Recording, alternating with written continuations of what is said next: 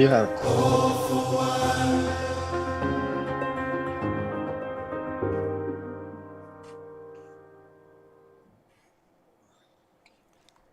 Hello, world. Hello. Hello. Hi. Hello, Okay. David in the Philippines. Wow, I don't think we know each other yet. David in the Philippines.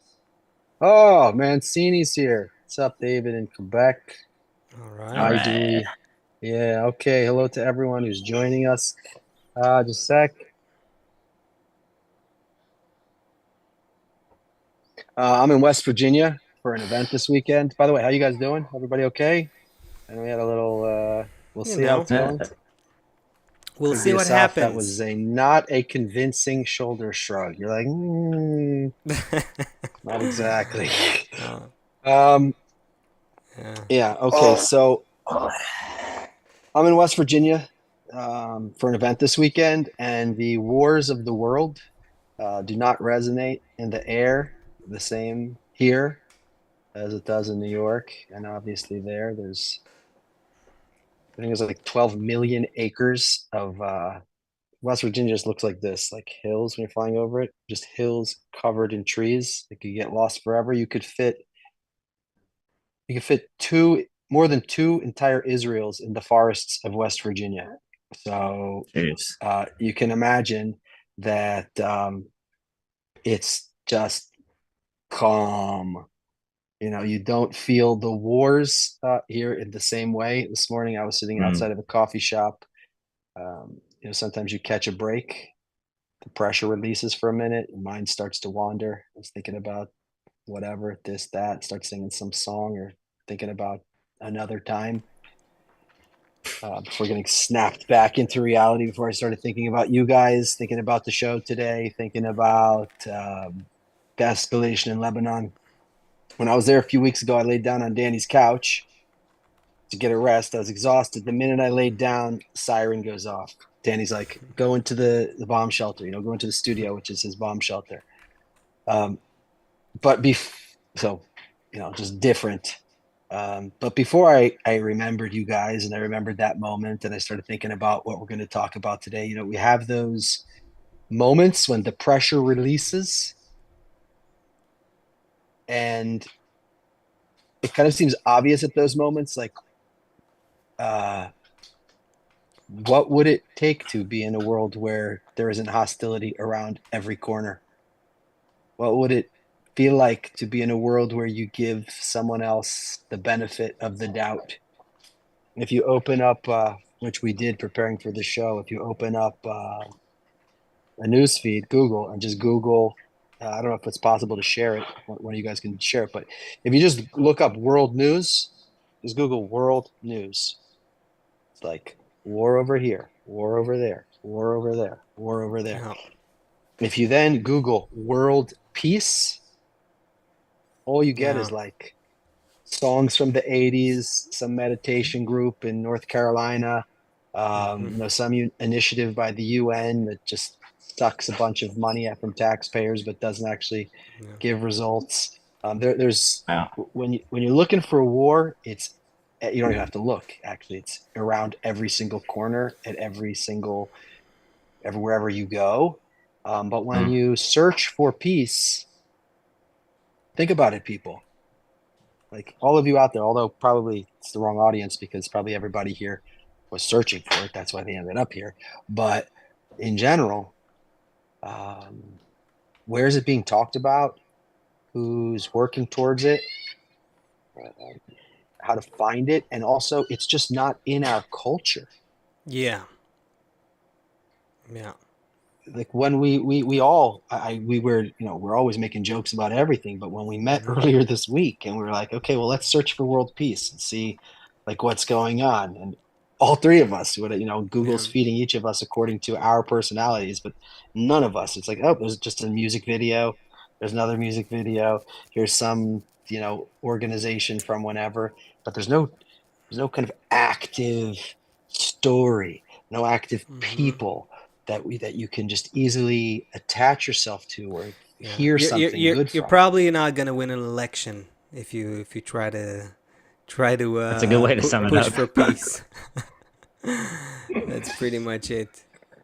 Hmm. It's just not So sexy. It's not a sexy Ah, forget take. sexy. It's not even like taken seriously. Like working towards peace. That sounds. It sounds so like you beyond utopian. It's like childish. That's how it sounds. Like You ridiculous. know, Like you right, open you naive. naive naive. Yeah. and yeah. I mean it's but it's crazy. It is crazy. I mean you open like mainstream media, the all the news channels, it's always just, and this war is now happening, and now this war, and maybe we can do a little less war.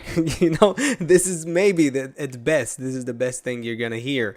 But then, like, But no but from one's, week to week, yeah. like, remember, like, we were all experts on the Donbass region of Ukraine, and then we're all experts on, like, Hmm. like it's ridiculous. Then we get sucked into these, like, oh Yeah. well, it's because of the fuel, and the Putin's going to get all the energy income for the heating in Europe. It's like we get sucked into side Yeah. conversations about something, and before you know it, we're all spinning in something that's not even Yeah. the main thing about some Yeah. war.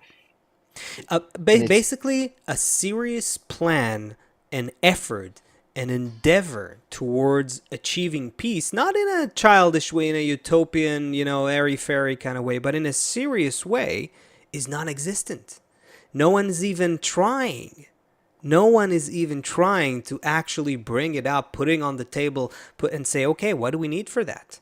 What are the resources? What is the educational program? What are the kinds of steps we need to go through? What are the results that we can expect? No one is actually seriously not even proposing, not even thinking. It's not even on beyond the table, or the public agenda. It's not even in the human it's not in any mindset. schools. It's not It, taught in schools that it's we should be just, yeah, building a world where people aren't killing each other.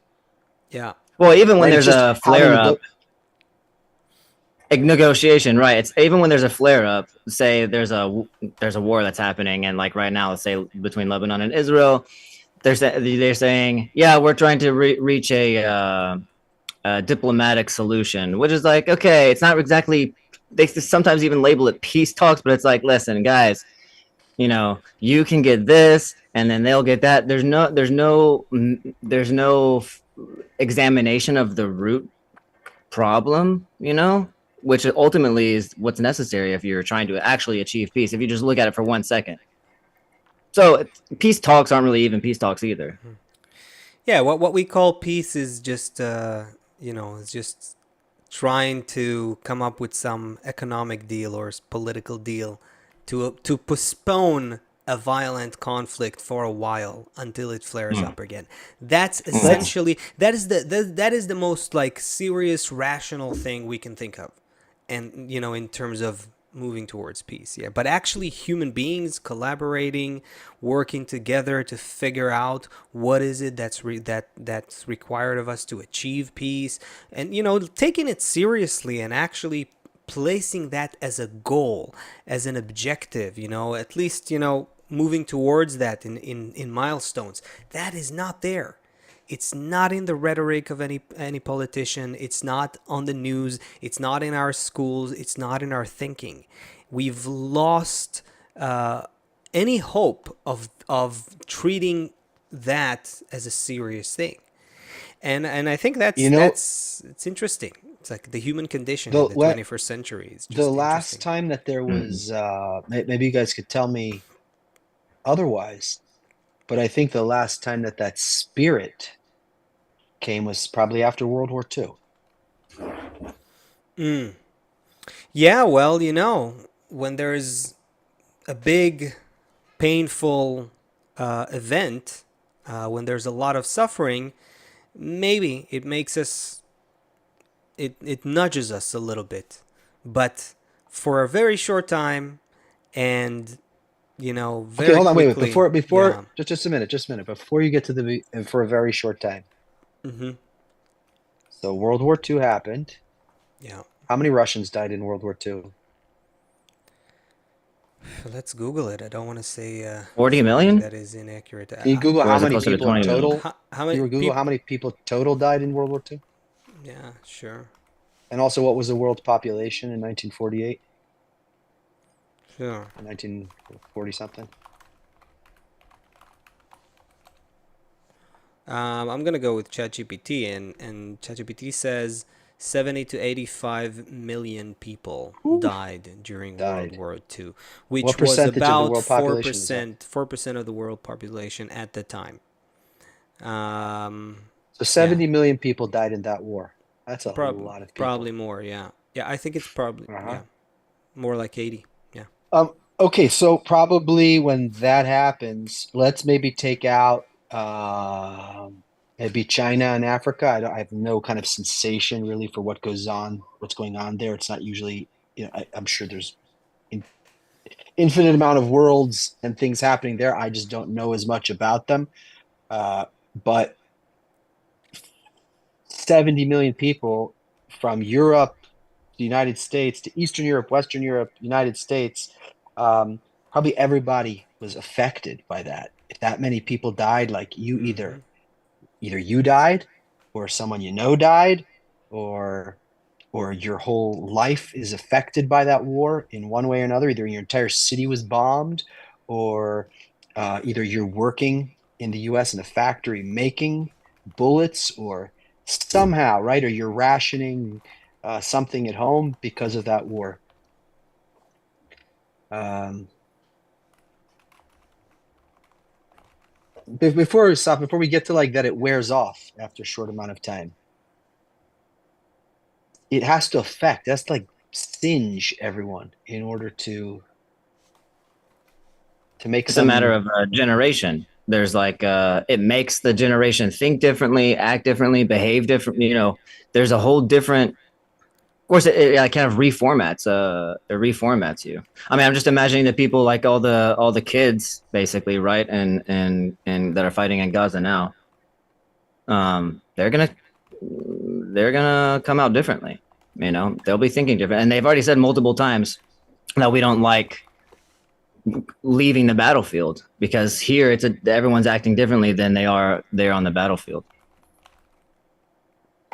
I mean, acting differently as in there's this camaraderie, right? There's like this mutual care for one another. I think we've even brought that up a couple of times on the show.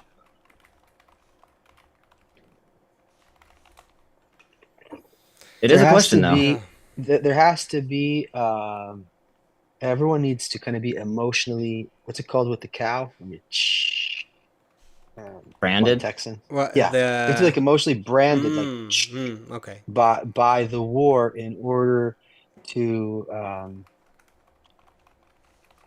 be willing to talk about peace, ask for peace. And then Asaf, as you were saying, I just wanted to break it down beat by beat because of course it wears off. And if Yeah. it doesn't wear off for you, then by the next generation it wears off, right? It may last your whole life. You're a World War II veteran, or you were a veteran in Israel for the War of Independence. Like your whole life, it didn't wear off. It was strong enough that it branded you deep enough. Yeah. But by the time your children come around or your grandchildren Yeah. come around, it wears off. And I would argue that it happens faster in our time, meaning the time it takes for any kind of reckoning or aha moment of people that comes out of suffering, the time it takes for that to fade out, I think is faster and shorter in our time, and I think it has something to do also with the fast pace of life today, and the fast pace of information and how it travels, and how we quickly, the news cycle is so short. It's like less, in a few hours, it's like again and again, everyone has to like put their agenda there. Every marketing company has to advertise something. You're bombarded, like, so there isn't a lot of time for things to kind of, to linger on things and to dwell on things. Everyone has to sell you something. Politicians need you to vote for something. The news need to educate you, to indoctrinate you about But something. why is nobody So, talking about? But why don't they talk about but peace it's human in the nature. advertisements, Yeah. in the politician? Why aren't the politicians talking about Oh, ushering but an era of peace? What? I'll give you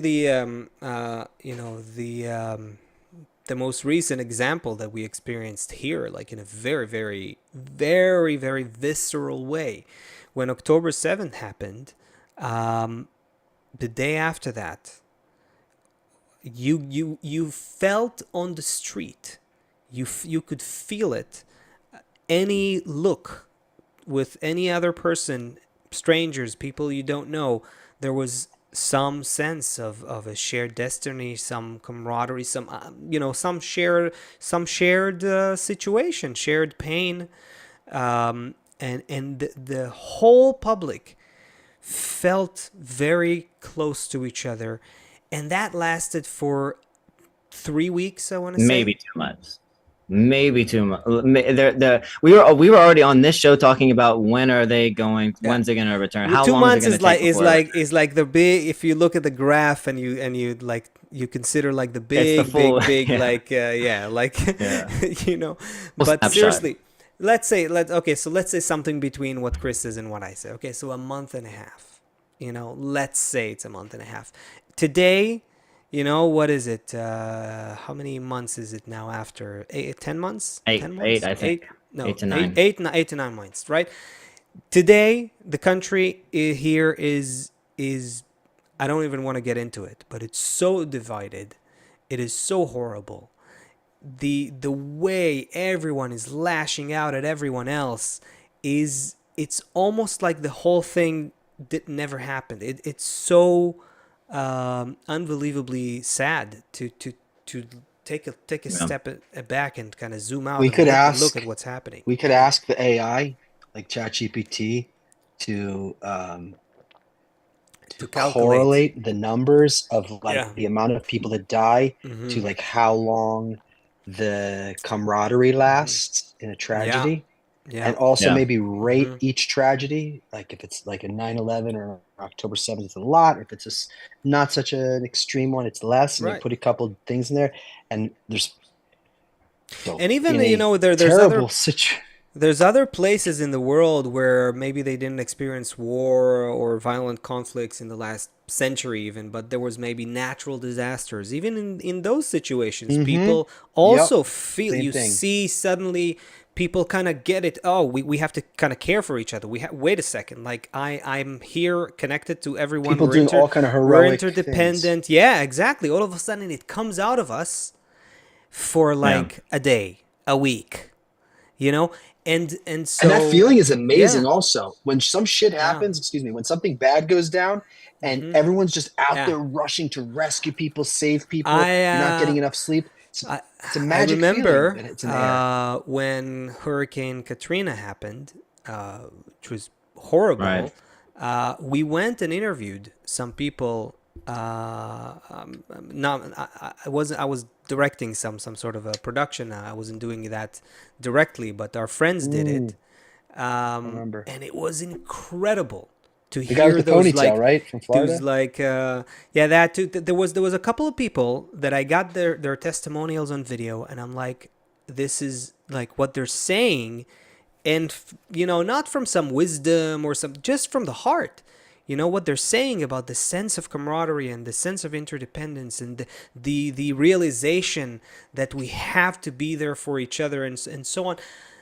That thing clearly came out of the horrible tragedy, right? But clearly in our ego-driven society, it is quickly forgotten, and we turn back to our folly, so to speak. That's the ego. Happens. The whole ego, I think that's a key point, the ego-driven society, because even though you're in some kind of you're being squeezed, which is a really good way of detailing like the feeling that a person feels in those situations, that they're already kind of thinking about the day after, or when do we get back to normal life, like how do we arrange our normal life. So there's always this kind of, like you said, ego-driven, where it's like, okay, this is good, but it's temporary, and so it's like we can't really take it that serious. And then you go to sleep. Every day when you go to sleep and you wake up, even if you had let's say you had a fantastic time with like a friend or whatever, and you had a great evening, and you guys felt like you really bonded. You go to sleep, you wake up, there's like something that's deleted a little bit, and you see that person again the next day, and you kind of want to try to awaken that good feeling that you had between you.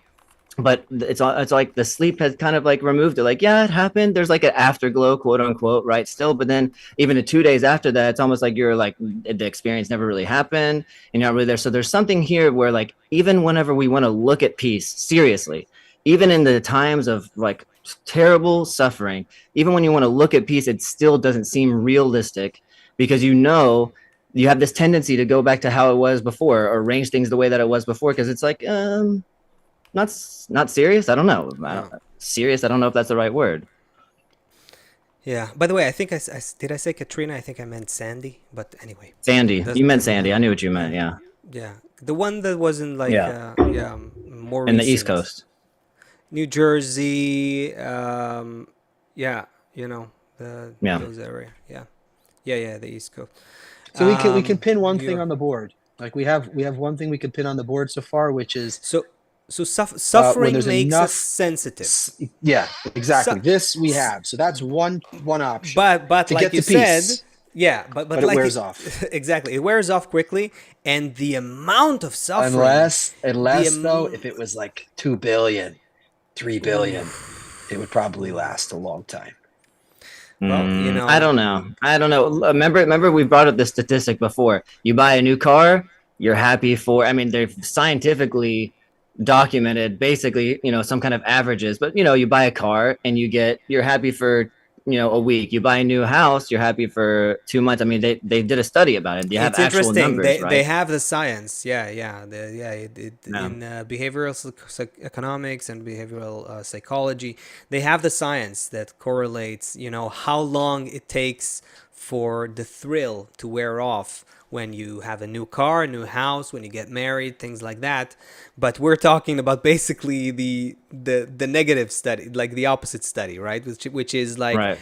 how much suffering do you need to undergo for some enlightenment, let's call it, to happen, But it some seems there is a sensitivity. correlation. Definitely a There's correlation, absolutely a and this is correlation. I think and this that, is one option for humanity. yeah, not a good one, not a great option, not a great No, option. the But price yeah, the price would be, yeah, you'd have to leave like 10,000 people left. You well, know, we And should even then, it's read. temporary. We should. I didn't prepare this quote. I did prepare a few I quotes got it. for. I But got it. This is the there's setup already. there's exactly this quote from Baal HaSulam, where he talks about, if that's where we're going, only a few people will be left to actually make the spiritual correction happen. You want to You read want me to that? read that? If you have that I want to set at it up. hand. I want to set it Okay. up just a little bit more, Okay. Okay. because he'll mention something like about how economy, like people, we again, if we're referring to But the reading that we're okay, but yeah, what? but okay. So if we're not going for the text yet, then I'd like to take what Seth put on the table and take it a Mm-hmm. step forward, right? Mm-hmm. So we clearly see one very clear dynamic. Suffering produces some sensitivity towards caring for each other, needing each other, being more receptive to thinking about making efforts towards peace. Okay, but it's a very, it's a huge cost. It's a huge cost that we have to pay. So, what is it that's actually happening to us? This is where I'd like to maybe dig a little deeper. This can kind of tell us maybe what is the other way, what is the alternative, what is it that suffering does. And if you try to just just define it, it softens our heart. That's ultimately what it does. It's and that, if you want to put a Kabbalistic title on it, that's the spiritual transformation that we have to go through as human beings. That is what we're undergoing, whether we are aware of it or not. The next level of human evolution is to expand our heart, is to develop our heart. More specifically, I would say the intention, which is the aim of our heart. And that is like a whole level. There's a whole other level of human evolution, which is expanding our heart, developing the intention of the heart, the aim of the heart, that it's an emotional level of evolution that we haven't even that we barely scratched the surface of. Humanity exists for I don't know 100,000 years in its current form, more or less. Let's say, and like as Homo sapiens, 150,000 years. We haven't. All we've done so far is just a unique few. A very chosen few have been able to go through that kind of development. On the whole, at a global scale, where humanity is, we're still not there. But suffering pushes us there. But a lot of suffering has to accumulate for that. If we go, it's almost like it. Yeah. Yeah, and it's almost like it's almost like we get a taste of that through suffering, but it's obviously we can't endure suffering all the time just to get. It's almost like taking a pill just to feel good. You can't just take a pill all the time. Like, okay, a person eventually starts saying, "All right, how do I do this naturally?" Yeah, and then we can't stay in that for long. And then what immediately happens is the ego focused, let's call it, the ego driven society is just immediately just deletes everything and puts us into the rat race again. And look at our reality. Look at the 21st century. Most of humanity, let's say most. What's the game? The game is very simple. I don't care if you call it capitalism or socialism or it doesn't matter. At the end of the day, the true regime is self-benefit. You see it between people, you see it between corporations, you see it between political candidates, you see it between nations. It's a constant cutthroat competition where self-benefit, who's the winner, who's going to get more, who's going to have more, who's going to control more, that's the focus. So you cannot be a part of human society and not be influenced by that. And I don't care how you cover it, in what kind of arrangement. What happens at the end of the day, again, whether you call it a capitalist society or whether you call it even we call it a communist society, which is has nothing to do with with how the word sounds. It's even worse than what we call a capitalist society. But in both cases, when the ego, when self-benefit at the account of others is the name of the game, you end up with a small group that is controlling most of the people and making their lives miserable. It's maybe more sophisticated and a bit more lenient in one type of regime versus another, but at the end of the day, it's the same dynamic, same thing, Yeah. And none of these forms changes the goal of society. None of these social arrangements puts a different value at the helm. None of these, none of these societies do anything to make peace something that we are working on. We're working on ourselves. We're working on our education. We're working on our the atmosphere, the social climate, what's in the air, what's in the advertisement. We're not there. We're totally not there. And that just shows you how, again, if we take the path of suffering towards peace, oh my God, it's gonna be bad. Okay. Yeah. So here it is. So first of all, you meant okay. Go, Seth, because I'm about to talk for a second. Go ahead. I was going to say that in those moments where something happens, and then all these people do these heroic acts or just want to help, the sensation is that you have a meaning. Your life has meaning in those moments. Mm-hmm. And your life has meaning in those moments, and it's not for yourself at all. Mm-hmm. You're out there It's fulfilling. like putting sandbags in before the storm comes, or rescuing someone out of a window, or bringing bottled water to someone who hasn't had it. So all of your energy is just to help another, and the feeling of purpose, I can even feel it now just thinking about it. It totally permeates you. When it's over, it's like a downer. It was Yeah. almost like you had fallen in love for a moment Yeah. there. Like you're just full of purpose. every moment of your life has a reason, and the whole thing is about helping someone else. It's not even about what I can get for myself. I'll tell you what, when you say that, what comes to my mind, and I don't want to name names or, say some say anything specific about any specific group or thing, but I can understand why, especially young people today, who are looking for being, for belonging to some greater Mm. cause, for doing something for more than just their personal convenience, for, a lot of people with maybe that kind of motivation um, can find themselves, going against or being vocal against all kinds of things or in favor of all kinds of things, just because they think that because they don't just think, it gives them that sensation, even though Fulfillment. yeah, exactly, even though what they're fighting for or protesting for might not actually be something they want. They might not really know a lot about it, but the feeling of I'm doing something and it's not for myself, and I'm doing it with a lot of people, and there's a big cause here, and we're coming out of ourselves here, and we feel like there's this sense of vocation of being a messenger of something bigger. That I get it. I get why this could Yeah. be confusing for a lot of people, because we need that. You don't have that in our society. You don't have that, Yeah. and so again, people can take advantage of that from a political standpoint, from other Yeah. Totally.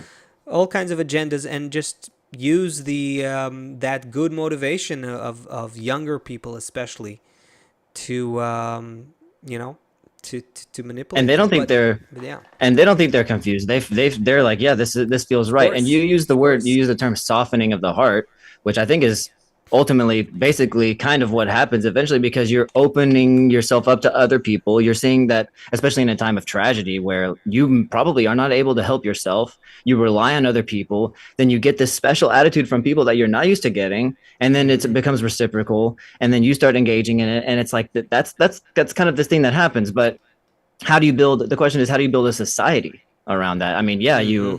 it's nice when there's a tragedy, but how do you build society? So that's kind of the question, and that's kind of how Baal HaSulam has framed this quote that we're about to bring up right now, because he's saying it not from the Bring side of it. Bring it. Bring it. necessarily disaster, but from how do we do it. So here's what he says, about to share. Let me know if you see it. Well, I okay. yeah. Now I see it. Yeah. Yeah, it's pretty good. One more thing, he says. This is, of course, from the last generation. We're sticking to it. And this is the most important. A fair and just society must correct more than just the economic order. It must also ensure the minimal existence of the people in the world. So here he's already talking about not just doing it for one country. We're seeing how do we reform the entire world, In other words, it's to prevent wars so that nations will not destroy one another.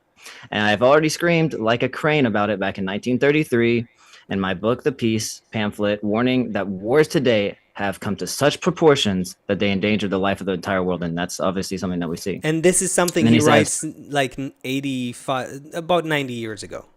This is, yeah. and Just he's say like, 100. It sounds crazy. yeah, he's like, it's like he's writing it for today, and he is. Yeah.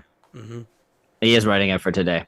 Well, Yeah. and then he says the only counsel to prevent this is by all nations adopting the regime of a perfect altruistic society. Needless to say, today, after the discovery of the atom bombs and the discovery of the hydrogen bombs, there's no longer a doubt that after 1, 2, or 3 wars, the entire human civilization will be totally ruined, leaving no relics. So that's where that's So what's standing before us. I just want to We're frame this running towards it. for people who don't know what you just read, just in case. This is a Kabbalist who wrote this. It's part of a huge essay that is, not for beginners, I would say, but we're kind of taking chunks of it. But it really details his vision for how society can correct itself and move towards peace, true, real, spiritual peace, and what happens otherwise. And it just looks like we are not in a good direction. Um, that being He's real said, clear in that yeah, article. yeah. Oh, go ahead. Go ahead. Now, I'm saying that being said, he still finds a reason to write it. He still finds a purpose in writing this, and that means that there's also a chance for us to move the needle and to change things. And that's what he focuses on when writing this, and that's what we should focus on if we feel any kind of identification with this, if we want to change the current trajectory. Anyway, go ahead, So Seth. now we're turning the needle to becoming a little more hopeful in our tone. I hope. Yeah. Yeah, I got another quote, but Seth, you were up to something. There's no coercion in it, meaning that it can't come because it's like legislated from above. Yeah. You know, like everyone should understand that that a world of peace is made up of people who have peace between them. Mm-hmm. The world of peace doesn't come from someone stronger than Putin who's going to kill all the bad guys, get rid of all the bad guys and then sprinkle magic dust all over everybody, and then there's going to be world peace. It comes from peace in small circles. This small circle, this family here, learns how to communicate together even though they're all different. And then these group of neighbors learn how to get along with each other. Instead of just thinking that, why is whatever it is, we start figuring out how to deal with in small circles, bigger circles of learning how to soften our hearts towards each other in safe environments where other people are doing it with us. And then from here, you can eventually get to some kind of ideal world that Chris read about, that Baal Islam is talking about. He spells it out perfectly himself. I don't know if you and I thought of the same quote. But is he What, the when he next talks about the one? majority and the minority? Yeah. Is that something you're about to say? It lines up No, I perfectly was with what Seth just. go for it. Go for it. So Go. so and so I got here he something says. else. Mine is something else. So okay, so this is just about what Seth said just now. He says clearly no stable and proper social life is possible except when controversies among members of society are resolved by the majority. That's already, we could talk about that sentence for an hour, right? But it says it therefore follows that there cannot be a good regime in society unless the majority is good. A good society means that the majority in it is good, and a bad society means that the majority in it is bad. As I've said above in item 3, the society must not be established before the majority of the people in society operate with a desire to bestow. Question is, what's a desire to bestow? And we can talk about that. But basically, what are we trying to say is that we can't even put this on the table. And maybe this is why peace is not even being spoken about, because you can't even put this on the table as an option to even speak about until the majority of people, which I don't know what that is. Are we talking about a nation? Are we talking about the entire world? But the majority of people are already thinking in a manner that's, how do I do good to others? That's already in their mindset, and then you can come to figure out how do we establish a society. That's what he writes. Yeah. Yeah. Well, the okay. Let's do another one. Let's do another one. Again, this is more from like we're jumping kind of like forward and backward, but that's fine. In the article. Okay, check this out. No, you can't see it. Wait a second. Can you see it now? Yep. Okay. All right. So, yeah. So he says, I can no longer hold back. I have resolved to disclose my observations and what I've found written in those books, the books of Kabbalah, regarding the conduct of correction of our destined future. And I go out and call upon the people of the world with this horn. So this is, just kind of, when I kind of read this, looking at the news, reading this, looking at the news, reading this, it's like he what he discovered through his spiritual attainment of the Kabbalistic writings is that essentially, basically what he's telling us is, look, there is a trajectory of human development. We're not aware of it. Whether we are aware of it or not, whether we realize it or not, whether we agree with it or not, doesn't matter.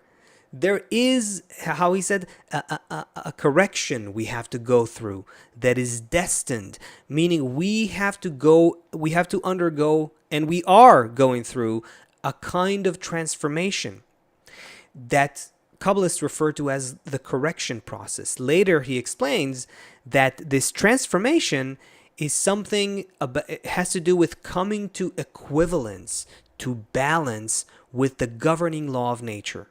You can call that the creator, you can call it nature, call it whatever you want, but we are in a process to get into balance with that law.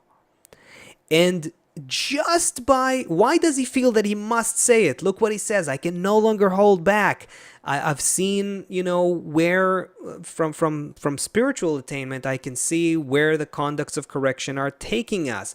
I feel like I need to blow the horn and tell the people of the world. Why does he feel that he must say that? Because if we understand what nature wants from us, immediately everything changes for the better. Even if we're not there yet, even if we're still ego-driven, egoistic, however you want to call it, even if we're still fighting each other, as soon as we just know, even if we don't fully agree with it, just consider the idea that nature is pushing us to a different kind of attitude between us and relationship between us. Just knowing that already creates a whole new alternative instead of just suffering. Open that up more. Sounds fantastical. Okay, think about it as the simplest way, right? Any move we make, every move we make, if we make it unwillingly, it's painful. Even scratching your neck, right? I have an itch. If I didn't have an itch, I wouldn't scratch my back or whatever it is, right? I have to, if I just move my hand from the table to the chair, it's because I didn't feel comfortable enough and I moved it. So any movement we make, if it's unwillingly, it involves some level of pain. Now, it could be just an itch, not a big deal, but it could be a war that forces us to, come to some agreement. It could be death and bloodshed and whatnot. So any move that we make always has to come from some sort of pain, unless we can see a great goal ahead of us. If we can see a goal ahead of us, we can move willingly. That's the big change. Yeah. If we understand the fundamentals of the wisdom of Kabbalah, that the light, let's say, is pushing us forward to develop, and our goal is to identify the process that's happening and run towards it. But here's the thing, which makes us not an animal. We can run towards it not just because we're getting beaten. We determine that peace is better for all of us. Yeah. We determine this is what we want out of life. We determine that we want to have a good life together where everyone can live together, and we want to run towards that. And then it's a different process than just being the light forcing us, the light, as we call it in the wisdom of Kabbalah, this developmental force pushing us forward, which feels to us all of the time as pain. Yeah, because every move we have to make requires a certain amount of pain to move us. A little itch makes you move your hand. A big war makes you rethink the social order. And even that, it doesn't move you to peace right away. This is if we know that peace is the goal, even if we're not there yet, we can start arguing about how to get there. We can start fighting about how to get there. That's a different kind of fight. That's a different kind of, let's have that kind of fight.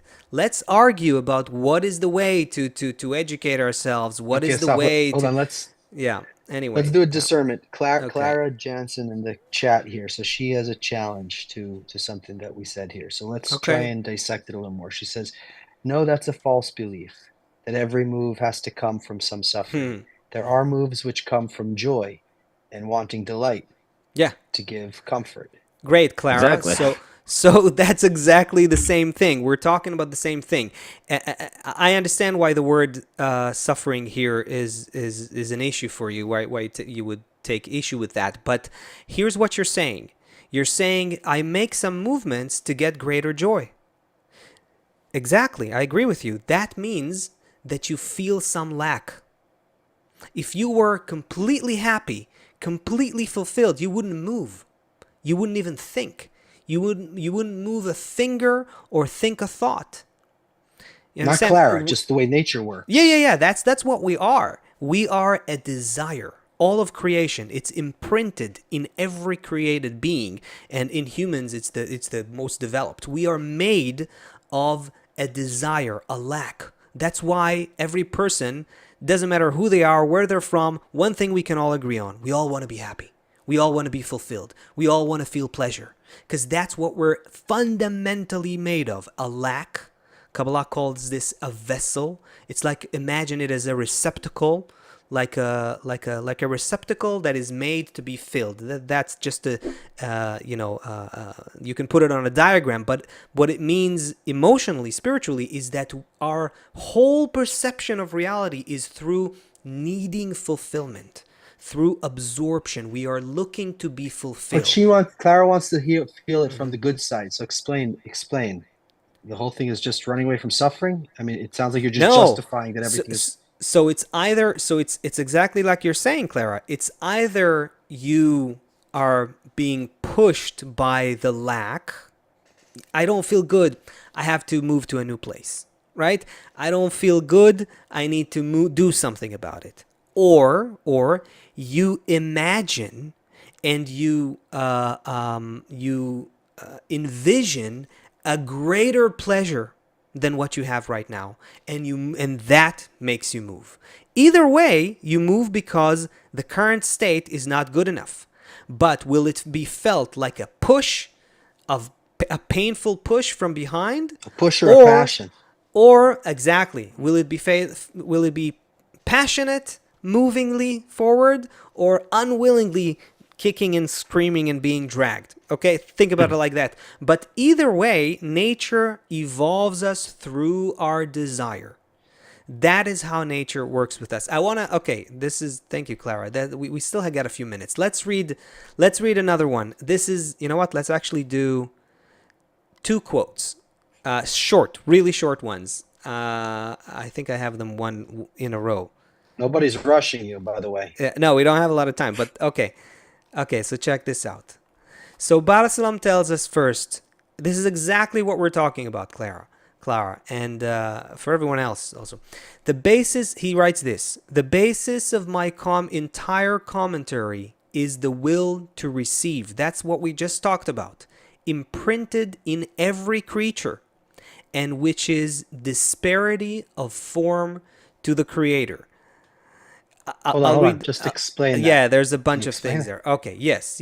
Okay. Wait a second. Keep But it wait a up. Keep second. it up. Yeah, keep it up. But also, what's just related a little bit to what we spoke about earlier. Why is no one talking about peace? Because maybe subconsciously we all understand what it's required of us, what's required of us, what to even approach this idea of peace. If we're all born egoistically, just a will to receive, the moment I start thinking about what's actually needed to establish some kind of peace between us, that already means I'm going to have to give up. There's going to be concessions. I'm going to have to, not think about myself as much. And that hurts already. So it's already a little bit more clear why It peace does, is but not being spoken about. it's totally true, but we also established that in those moments, like a Katrina or whatever it is, when I'm compelled to, or just I'm in a situation where all I do is work for the other, I feel totally my whole life is meaningful. So it's like this weird trick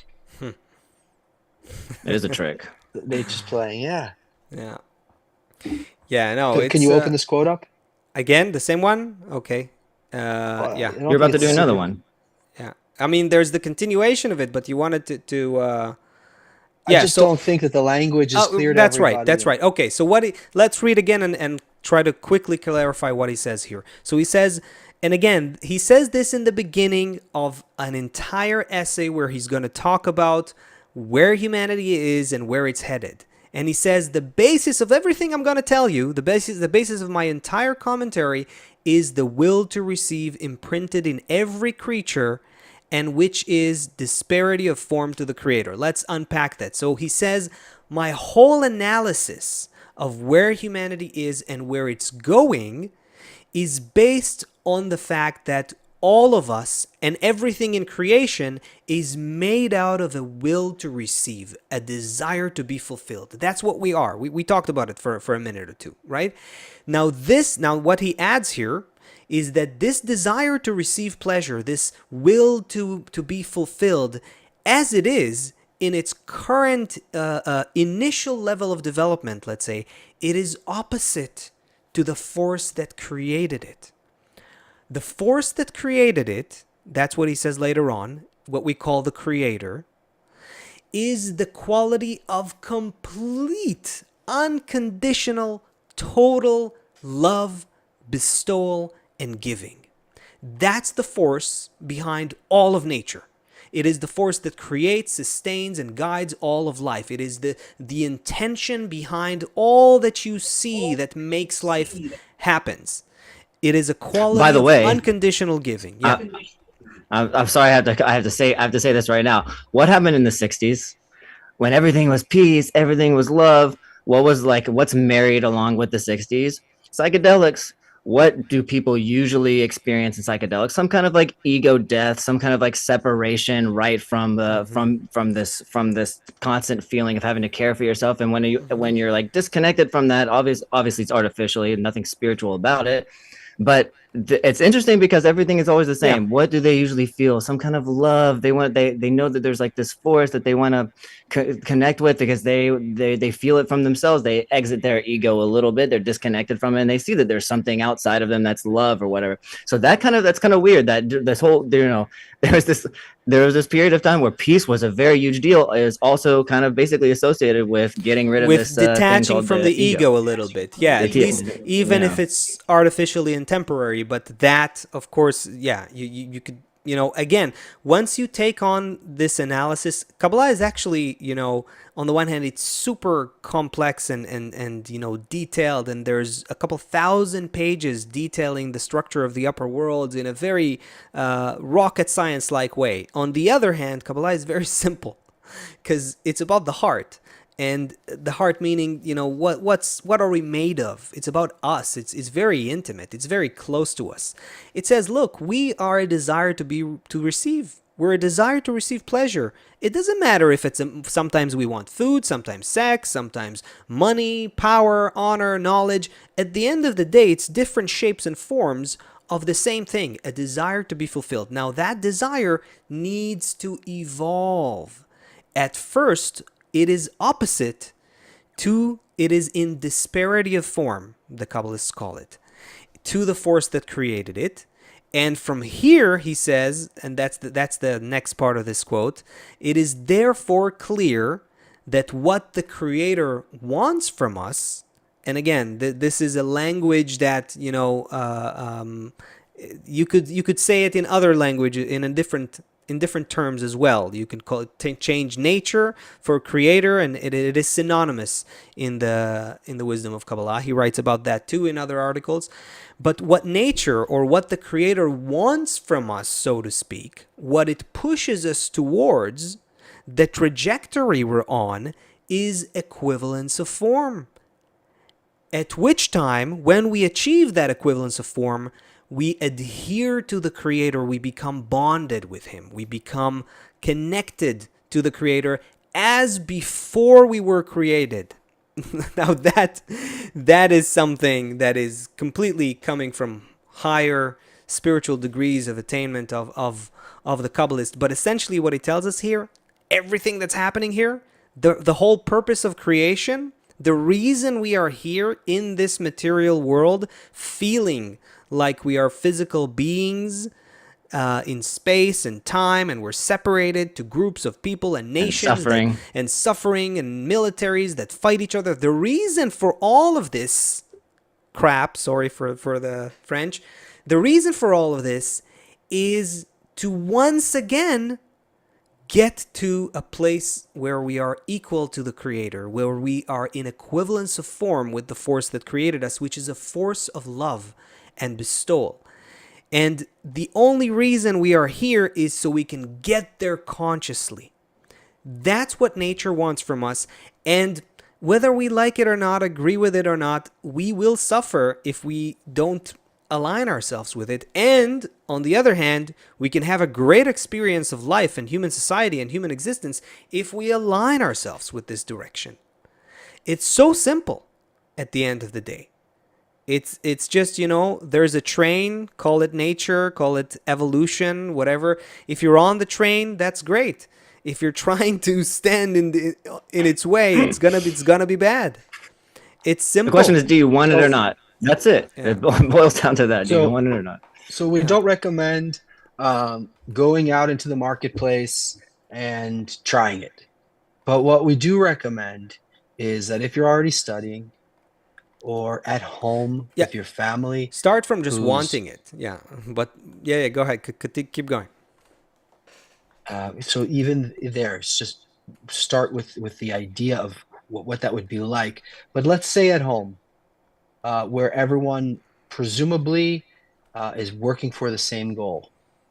Start creating a culture where, for example, if something is not done or the way you expect it, instead of right away thinking that the child is intentionally not listening to you, just maybe say, maybe they had a difficult day, maybe they forgot. How would I want? And try and start to build relations with a softer heart towards each other in a very, very small place. And if you don't have a place yet, you're not living with a family, or you don't have another group of Kabbalists that you can do this with, start imagining, okay, right now I have to act like this because I'm at work.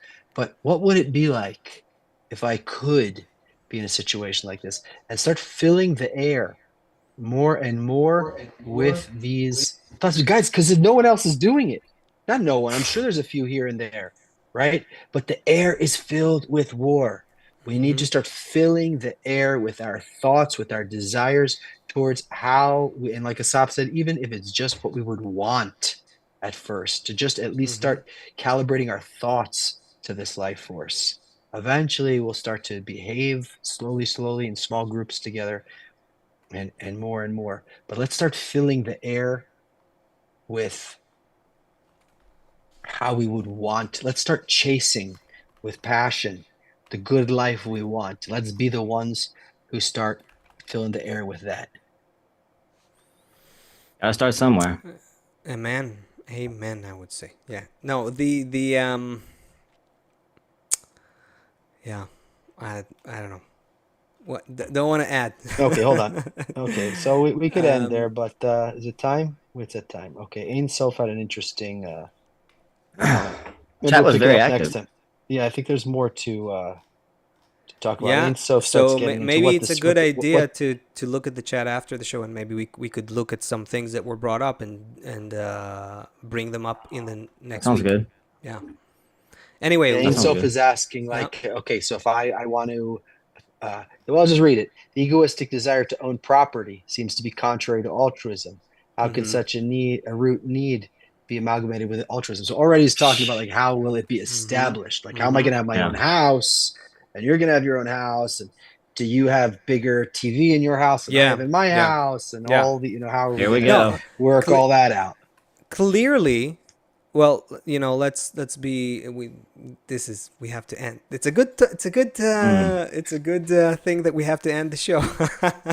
No, but no, Thank God. clearly, our whole you're right. The way we judge what is good, what is a good life, is all messed up. It is based on the society that we are in.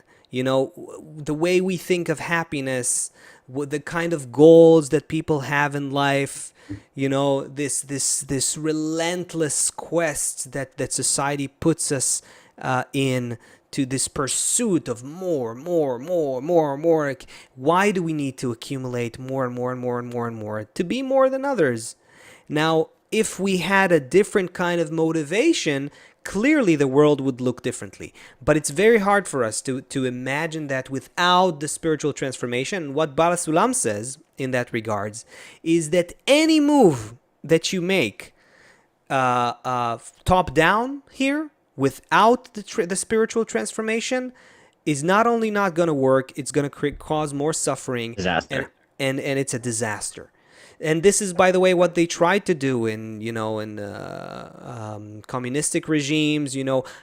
That being said, if we change our attitude, our motivation to life, the goals of society, clearly we're going to achieve some sort of greater cooperation between us.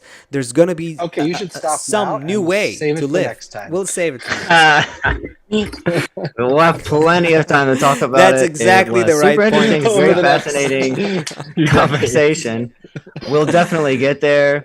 Thank you for joining us, guys. It was just a blast, honestly, and I can't wait to do it again next time. So hopefully we'll have the same attendance. See you guys next Thursday.